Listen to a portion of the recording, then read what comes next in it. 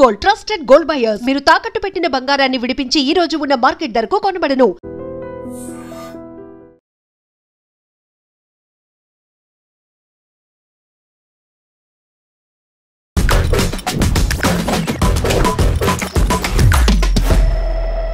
Hi hello నమస్తే, welcome back to our channel. నేను మీ వైషు. ఒక విద్యార్థిని 10th మండల టాపర్గా వచ్చింది. అయితే తర్వాత IIITకి ట్రై చేద్దామని ఎగ్జామ్ రాస్తే దాంట్లో ఫెయిల్ అయ్యి తనకి సీట్ రాలేదు. అందుకని సూసైడ్ చేసుకొని చనిపోయింది. ఇంకొక విద్యార్థిని, నేను చదువుతున్న చదువు నాకు అర్థం కావట్లేదు, చెల్లి నువ్వైనా మంచిగా చదువుకో, నాలాంటి చదువు వద్దు అని చెప్పేసి చదువు అర్థం కావట్లేదు అని ఆవిడ సూసైడ్ చేసుకుంది. అంటే చదువు అర్థం కాకపోతేనో లేకపోతే సీట్ రాలేదనో సూసైడ్ చేసుకోవడం ఎంతవరకు కరెక్ట్? అసలు వాళ్ళ ఆలోచన విధానం ఎలా ఉండి ఉంటుంది? ఈ విషయం గురించి మాట్లాడడానికి ఈరోజు నాతో పాటు థింక్ అగైన్ ప్రోగ్రాంలో motivational speaker and psychologist Madhavi గారు ఉన్నారు. మేడంతో మాట్లాడదాం. Hello ma'am. నమస్తే. నమస్తే మ్యామ్. బాగున్నారా? మీరు ఎలా ఉన్నారు? చాలా బాగున్నాను.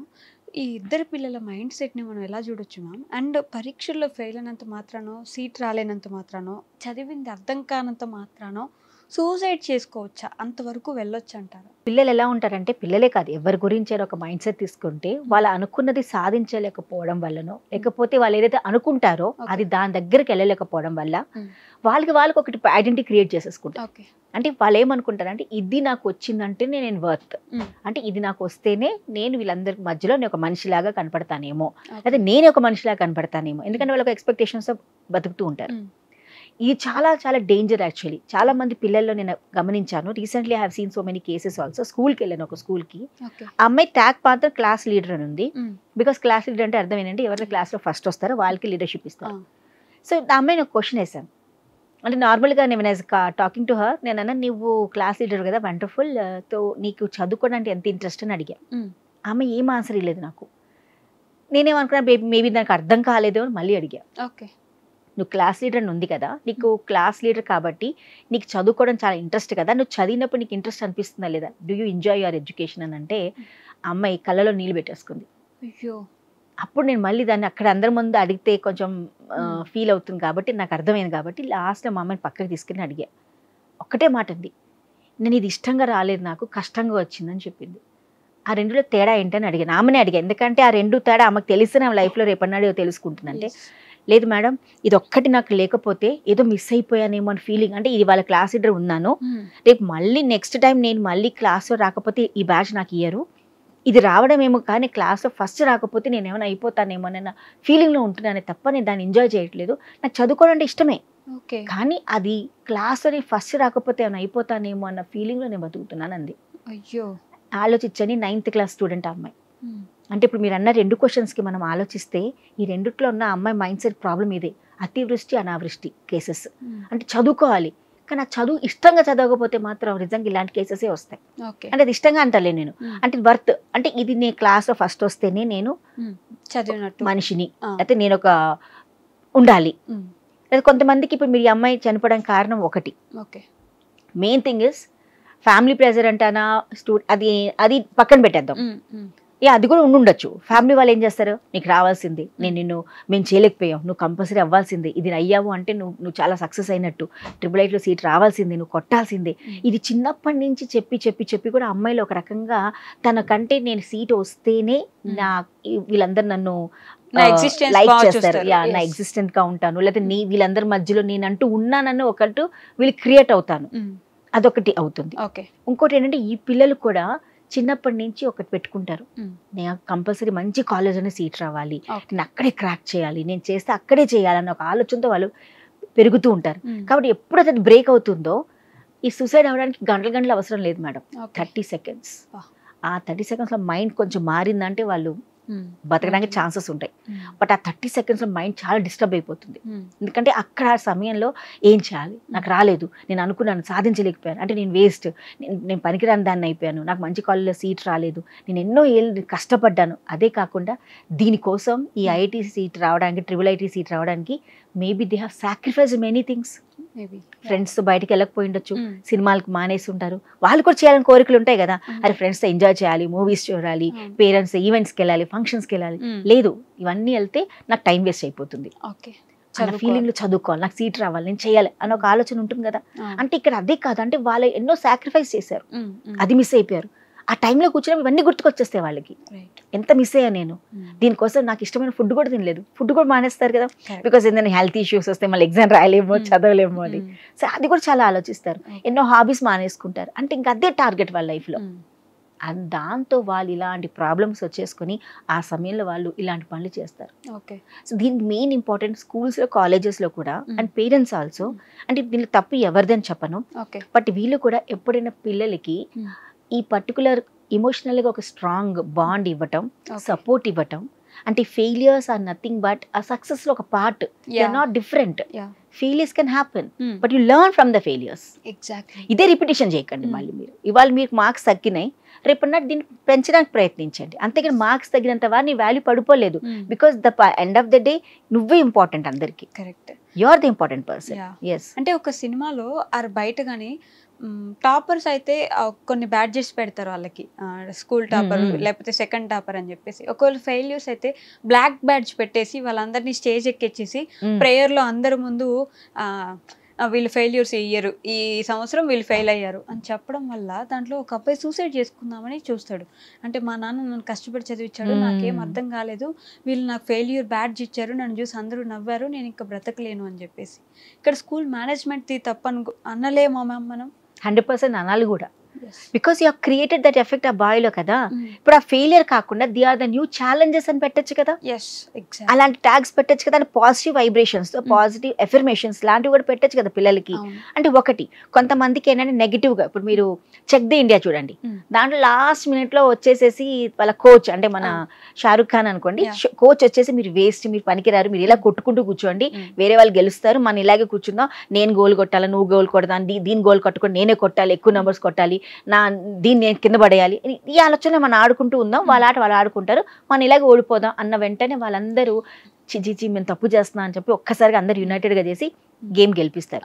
That is a team work. అంటే ఏ సమయంలో ఎలాంటిది ఇవ్వాలో చాలా ఇంపార్టెంట్. బట్ అదే టీంని నలుగురిలో నించోపెట్టి షారుఖ్ ఖాన్ అందరి ముందు తిట్టుంటే మేబీ సినారియో వేరే ఉండేది. అంటే ఎక్కడ మనం మాట్లాడేది చాలా ఇంపార్టెంట్. పిల్లాడు ఫెయిల్ అయ్యాడా, పర్సనల్గా కూర్చోపెట్టి కౌన్సిలింగ్ చేయండి, చెప్పండి ఇగో నువ్వు ఇలా చేసావు, నీకు ఎందుకు ఫెయిల్ అయ్యావు, నీకు ప్రాబ్లం ఉంటే చెప్పండి. అంతేగాని మీరు అందరి ముందు పిల్లలు నించో పెడితే చాలా మంది ఎమోషనల్గా చాలా స్ట్రాంగ్ ఉండరండి. కరెక్ట్, పిల్లలు చాలా వీక్ ఉంటారు. మీరే ఆలోచించండి, మనం సరిగ్గా చేయకపోతే మన నలుగురిలో నించోపెట్టి మాట్లాడితే ఎంత బాధ అనిపిస్తుంది. అంటే నా వర్త్ దీని ద్వారానే నేను బై ఛాన్స్ స్పోర్ట్స్లో బాగున్నాను కదా, నేను మంచి మాట్లాడతాను కదా, నాకు మంచి డ్రాయింగ్ వచ్చు కదా, అది చెప్పకుండా ఉత్తి నా చదువునే ఫోకస్ చేశారే వీళ్ళు. అంటే వేరే దాంట్లో టాలెంట్ వేస్ట్. అప్పుడు ఏమవుతారు చెప్పండి పిల్లలు? పర్సనల్ గా చెప్పడం వేరు, ప్రైవేట్ గా మొత్తం అందరి ముందు నువ్వు నిలబెట్టేసి చెప్పడం వేరు. ప్రిన్సిపల్ ముందు టీచర్, అదే ప్రిన్సిపల్ టీచర్ తీసుకొచ్చి పిల్లల ముందు తిడితే ఎలా ఉంటుంది? ఇప్పుడు ఏ సినారీ ఒకటి, ఏ కేసైనా ఒకటి, పిల్లలేంటి పెద్దవాళ్ళేంటి, ఎవరికైనా మనసే, ఎవరికి బాధే, ఎవరికైనా అదే అనిపిస్తుంది కదా. సో ఇప్పుడు అమ్మాయి కేసు అంతే జరిగింది. న్యాచురలీ అనుకున్న సీటు అన్నేళ్ళు కష్టపడింది, రాలేదు. పేరెంట్స్ మేబీ ఉంటారు, మన కొంతమంది పేరెంట్స్ ఉంటారు ప్రతిసారి ఫోకస్డ్గా మాట్లాడతారు, మా పిల్ల ఇప్పుడు పాస్ అయిపోయింది, గ్యారంటీ ఐఐటీ సీట్ కొట్టేస్తుంది, ట్రిపుల్ ఐటీ సీట్ కొట్టేస్తుంది, మీరు చూస్తూ ఉండండి. ఇలా మాట్లాడే వరకు పిల్లలు ఏమవుతారండి? ఎక్స్పెక్టేషన్స్ ఉన్నాయి నా మీద, మా అమ్మ వాళ్ళకి కంపల్సరీ. అయ్యో అంటే ఇంత బాధపడుతున్నారు, రాకపోతే వాళ్ళు ఏమైపోతారా? అదే కానీ పేరెంట్ చెప్పినప్పుడన్నా కూర్చోపెట్టి నలుగురిలో చెప్పండి, తప్పలేదు, ఇట్స్ ఓకే. బికాస్ మనం పిల్లల గురించి మనం నలుగురు చెప్తుంటే పిల్లలకు ఒక గోల్ ఫామ్ అవుతుంది. మళ్ళీ ఒక్కళ్ళుగా ఉన్నప్పుడు ఒరే నువ్వేం బాధపడకు, ఏదైనా అయితే we are there for you, emotionally మేమున్నాం, నువ్వేం భయపడకు, జస్ట్ గివ్ యూ 100%. ఏదైనా జరిగినా కూడా it's okay, will have next chance. అలా చెప్పే పేరెంట్స్ ఉంటే కూడా పిల్లలు ఇలాంటి పనులు చేయరు. చాలా మందికి ఇదే ప్రాబ్లం. పేరెంట్స్ మేబీ స్కూల్ బాగుంది, మేనేజ్మెంట్ చాలా బాగా సపోర్ట్ చేస్తుంది, కానీ ఈ పిల్లల్లో ఉంటుంది కదా, ఎప్పుడు వాళ్ళని ఒక అంటే నేను ఉంటే నెంబర్ 1 గానే ఉండాలి, లేకపోతే నేను అసలు వేస్ట్ అన్న వాళ్ళే క్రియేట్ చేసుకుంటారు. ఇలాంటి ప్రాబ్లమ్స్ ఉన్న వాళ్ళ పిల్లలకి మనం చాలా జాగ్రత్తగా తెలుసుకోవాలి. బికాస్ పేరెంట్స్ తెలుసు, ఎందుకంటే వాళ్ళ ఇంట్లో ఇదే కాదు ప్రతి దాంట్లో కూడా అలాగే బిహేవ్ చేస్తారు. అంటే ఒక వస్తువు చేశారనుకోండి, అది పర్ఫెక్ట్ వచ్చే వరకు కష్టపడుతూ ఉంటారు. అంటే పేరెంట్స్ అర్థం చేసుకోవాలి, అమ్మో వీళ్ళకి కొంచెం ప్రాబ్లం ఉంది, జాగ్రత్త పడాల్సిందే, కూర్చోపెట్టి మాట్లాడారు, ఒరే అంతగా అవసరం లేదురా, జాగ్రత్తగా, ఏం పర్వాలేదు, కొంచెం పాడైనా పర్వాలేదు, నెక్స్ట్ ఇంకా కొత్తగా పెట్టు అని చేస్తే బాగుంటుంది. ఇప్పుడు ఈ అమ్మాయి కూడా బై ఛాన్స్ షేర్ చేసుకోవడానికి ఇంకెవరు లేకపోయిండొచ్చు. That is also one of the reason ఉంటుంది. ఇప్పుడు ఎవరి దగ్గరికి వెళ్ళి చెప్పాలంటే ఎవరు వినేవాళ్ళు లేరేమో అమ్మాయికి, పెయిన్ వినటానికి ఎవరు పేరెంట్స్ డాడీ ఇలా జరిగిందంటే అబ్బాబ్బా నువ్వు ఇలాగే చెప్పుడు వంకలు చెప్తూ ఉంటావు, చదవమన్నప్పుడు ఇలా చేసి ఉంటావు కాబట్టి ఇలా అయ్యిందేమో అనేవాళ్ళు ఉంటారు. పేరెంట్సే కాదు, ఫ్రెండ్స్ అలాంటివి ఉంటారు. మేనేజ్మెంట్ అలా ఉంటుంది. మా మేనేజ్మెంట్ గురించి మన అందరికి తెలిసిందే, వాళ్ళకి ర్యాంక్స్ తప్ప చాలా వరకు అవసరం ఉండదు.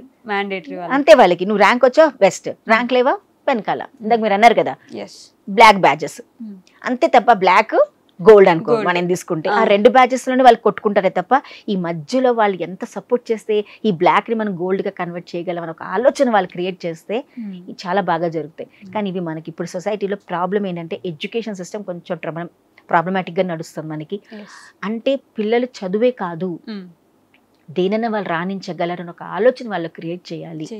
పిల్లలు దేంట్లోనే చదువుకోవడం అనేది చాలా important. Marks are only to show to know that way they are standing, అంతేగాని that is not the result. అదే నువ్వు మార్కులు వస్తేనే నువ్వు బాగా చదివినట్టు, మార్కులు ఉంటేనే నువ్వు మంచిగా ఎక్కడైనా నువ్వు రాణించగలవు అనేది ఎక్కడా లేదు. ఎందుకంటే మన హిస్టరీ రిపీట్ చేస్తే చాలా మంది సక్సెస్ పర్సన్ వెనకాల ఫెయిలియర్స్ ఎన్ని ఉన్నాయండి. అందరూ సక్సెస్ అయిపోయిన వాళ్ళ, కానీ నేను ఆలోచించిన చాలా సక్సెస్ అయిన వాళ్ళు ఒక్కసారి ఫెయిల్ అయితే భరించలేక చనిపోయే వాళ్ళు ఎక్కువ ఉంటారు. So we have to teach our children. చిన్న పిల్లలకి కదా, అందరు పెద్దవాళ్ళు కూడా నేర్చుకోవాలి.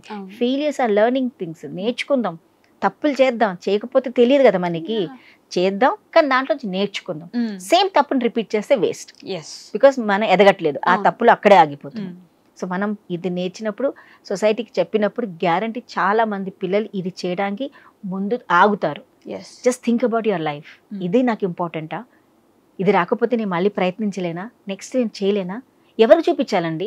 ఇప్పుడు నువ్వు కష్టాల్లో ఉంటే ఎవరు వస్తారు, నువ్వు సుఖంగా ఉంటే ఎవరు వస్తారు. End of the day I will be there with myself only, అవునా అంటారు.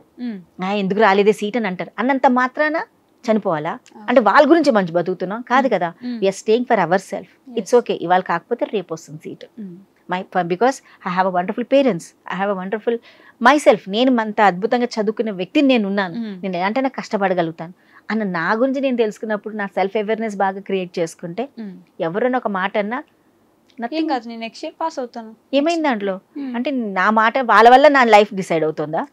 వాళ్ళు రైట్ అంటే రైట్, రాంగ్ అంటే రాంగ్, నువ్వు వేస్ట్ అంటే వేస్ట్ అనుకుంటే ఇలాంటి సిచ్యుయేషన్సే ఉంటాయి. So this has to be emotional things, ఈ సెల్ఫ్ ఎక్స్ప్రెషన్స్ అలాంటివి పిల్లల్లో మేనేజ్మెంట్ అన్న పేరెంట్స్ అని డెవలప్ చేసినాడు, లేకపోతే వీళ్ళన్నా కొంచెం అవేర్నెస్ చేసుకుంటే ఇలాంటి కేసెస్ తగ్గుతాయి. అలాగే మీరు ఇందాక ఇంకొక పిల్ల గురించి చెప్పారు, అవును చనిపోయింది అంటే బికాస్ నేను చదువుకోలేను అని. ఇందాక మన ఈ పాయింట్ అర్థం కావట్లేదని, but the words you have put it. చెల్లి నువ్వు చదువుకో అంటే ఏంటి అంటే చదువునే ఒక రెస్పెక్ట్, చదివితేనే రెస్పెక్ట్ వస్తుంది, చదివితేనే నువ్వు రికగ్నైజ్ అవుతావు, చదువు వల్లనే నీ వాల్యూ క్రియేట్ అవుతుంది అన్న ఒక బ్యాడ్ ఇంప్రెషన్ ఏదైతే మన పిల్లల్లో క్రియేట్ చేస్తున్నామో that is the reason for her. she can openly tell to her parents. Parents కూడా వినడానికి రెడీగా ఉండాలండి. ఇప్పుడు చాలా మంది నేను చూసాను పాపం వాళ్ళందరినీ అంటే ఇప్పుడు వాళ్ళకి మ్యాథ్స్ అంటే ఇంట్రెస్ట్ ఉండదు, లేదా సైన్సెస్ అంటే ఇంట్రెస్ట్ ఉండదు, బట్ పేరెంట్స్ ప్రెషర్, నువ్వు ఎంబీబీఎస్ చేయాల్సిందే, నువ్వు బైపీసీ చదవాల్సిందే, నువ్వు ఇంజనీర్ అవ్వాలి, నువ్వు ఎంపీసీ చేయాల్సిందే అని దాంట్లో తోసేస్తారు. కానీ వాళ్ళకి ఆ సబ్జెక్ట్ అర్థం అవ్వట్లేదే. టీచర్స్ దగ్గరికి వెళ్తే ఏమంటారు, చాలా మంది ఫ్యాకల్టీ మనం అంటాం కానీ వాళ్ళు టైం ఇయ్యారండి. చాలా మంది అంటారు ఇది కూడా నీకు అర్థం కావట్లేదా, మళ్ళీ ఎలా వచ్చావు నువ్వు చదువుకోవాల్సింది, సెల్ఫ్గా చదువుకో అంటారు. సెల్ఫ్గా చదువుకుంటే ఇంకా మీరెందుకు, ఇప్పుడు మనకు అర్థం కావట్లేదనే కదా పిల్లలు వచ్చింది. సో ఆ సబ్జెక్ట్ ఎప్పుడైతే బ్రెయిన్కి ఎక్కదో, ఆ సబ్జెక్ట్ అర్థం కాదు, because one thing they lack interest in that subject. Or one more thing is వాళ్ళకి ఆ సబ్జెక్ట్ మీద నేర్చుకోవాలనుకుంటున్నారే కానీ ఎంత ప్రయత్నించే వాళ్ళకి సెల్ఫ్ రావట్లేదు. ఒక మెంటర్ లేరు, ఒక టీచర్ హెల్ప్ లేదు, పేరెంట్ హెల్ప్ లేదు, అలాంటప్పుడు ఆ సబ్జెక్ట్ వాళ్ళకి నాలెడ్జ్ రావట్లేదు. నెక్స్ట్ ది వాళ్ళకి అది ఇష్టమే లేదు అక్కడ. They are not so much అంటే వాళ్ళకి ఇదే చేయాలని లేదు, వాళ్ళకి ఎంపీసీ చేసి ఇంజనీరింగ్ చేయాలనే లేదు, maybe they wanted to do something else. అప్పుడు పేరెంట్స్ కొంచెం సపోర్ట్ చేస్తే గ్యారంటీగా ఇలాంటి పిల్లలు బతికించగలుగుతాం కదా. ఇప్పుడు బాధపడి పేరెంట్స్ అన్న మేనేజ్మెంట్ మీద తోసో, మేనేజ్మెంట్ పేరెంట్స్ మీద తోసి ఇప్పుడు ఇన్ని చేశాక లాభం బదులు ఒక్కసారి పేరెంట్స్ కూర్చొని ఆలోచిస్తారు. ఇప్పుడు అరే నా పిల్లలు నేను ఎప్పుడు అడగలేదే, నా కూతురు నేను ఎందుకు అడగలేదు, నీకు ఇది ఇష్టమా లేదా నేను అడిగాను ఎప్పుడన్నా, ఒక్క ప్రశ్న వాళ్ళ పేరెంట్స్ వాళ్ళ పిల్లల్ని అడిగితే ఇవాళ ఆన్సర్ వాళ్ళకే వస్తుంది. ఇప్పుడు మేనేజ్మెంట్ మీరు తోస్తే ఏమొస్తుందండి, వాళ్ళ కూతురు వెనక్కి వస్తుందా? ఇలా కాకుండా అరే నేను చేసిన తప్పు వేరే పేరెంట్స్ చేయకూడదు, please parents take care of your children, మీ పిల్లల్ని అడగండి, వాళ్ళకి కష్టంగా ఉంటే వాళ్ళకి ఏది ఇష్టం చేయిద్దాం అని ఒక ఆలోచన పేరెంట్స్ క్రియేట్ చేస్తే ఎంతో మంది పిల్లలు బతుకుతారు. This is important. కానీ blaming is will not get any answer. ఏం చేస్తాం, మేనేజ్మెంట్ 2 డబ్బులు ఇచ్చి మాఫీ చేస్తారు కేసులు, బట్ అదే పేరెంట్ ఇంకో పేరెంట్ జరగచ్చు కదా. ఇది అంటే నాకు జరిగిన పెయిన్ వేరే పేరెంట్ జరగకూడదు అంటే ఇలాంటివి చెప్పాలి. అప్పుడు పేరెంట్స్ అనగా కరెక్ట్ బాధ్యత. ఇప్పుడు రెండు పాప, ఆ అమ్మాయిని బాగా చూసుకోండి ఫస్ట్, ఆ అమ్మాయికి ఇష్టం ఉందో లేదో తెలుసుకోండి, జాగ్రత్తగా చూసుకోండి. ఎందుకంటే ఒక చేసిన మిస్టేక్ మళ్ళీ రిపీట్ అవ్వద్దు. కరెక్ట్. అలా అని చెప్పేసి పిల్ల కూడా ఇప్పుడు జరిగిన అక్కకి జరిగిన సిచ్యువేషన్ అర్థం చేసుకొని నా లైఫ్లో ఏం కావాలో ఆ అమ్మాయి కరెక్ట్గా ఫోకస్గా పనిచేయాలి. ఎడ్యుకేషన్ ఈజ్ ఇంపార్టెంట్ అండి. Education gives us knowledge. Knowledge and education sir ఇద్దరికి ఒకటికొకటిగా ఉండాల్సిందే. అంతేకాని బాగా చదువుకుంటేనే నేను జీవితంలో సక్సెస్ అవుతాను, నాకు మంచి పొజిషన్స్ వస్తాయంటే లేదు. నాలెడ్జ్ కూడా ఉండాలి దాని దగ్గరగా. కాబట్టి ఈ రెండు మన కరెక్ట్గా మనని, ఈ చదువే మన ఐడెంటిటీ క్రియేట్ చేస్తుంది, చదువు వల్లనే నేను ఐడెంటిటీగా ఒక ఫామ్ అవుతాను, this is only my identity అనేది చాలా తప్పు. Identity is not education, identity is a knowledge and your self. ఎక్కడ నువ్వు రాణించాలంటే ఫస్ట్ నీ గురించి నువ్వు తెలుసుకో. Exactly. You can rule anywhere. Okay ma'am, thank you so much. నిజంగా ప్రస్తుతం ఉన్నటువంటి సమాజం దేనికి ప్రయారిటీ ఇస్తుంది? ఆర్థిక సంబంధాల చుట్టూ మాత్రమే తిరుగుతోంది. మళ్ళీ ఎన్నికలంగానే చాలా విరక్తి కలుగుతాను. మంచి అనిపిస్తుంది కదా, లేడీస్ కూడా ఛాలెంజింగ్ జాబ్స్ చేసినప్పుడు చాలా బాగుంటది. ఫుడ్ డెలివరీ ఇవ్వటానికి వెళ్ళినటువంటి డెలివరీ బాయ్ అనిల్ పై కళ్ళ ముందు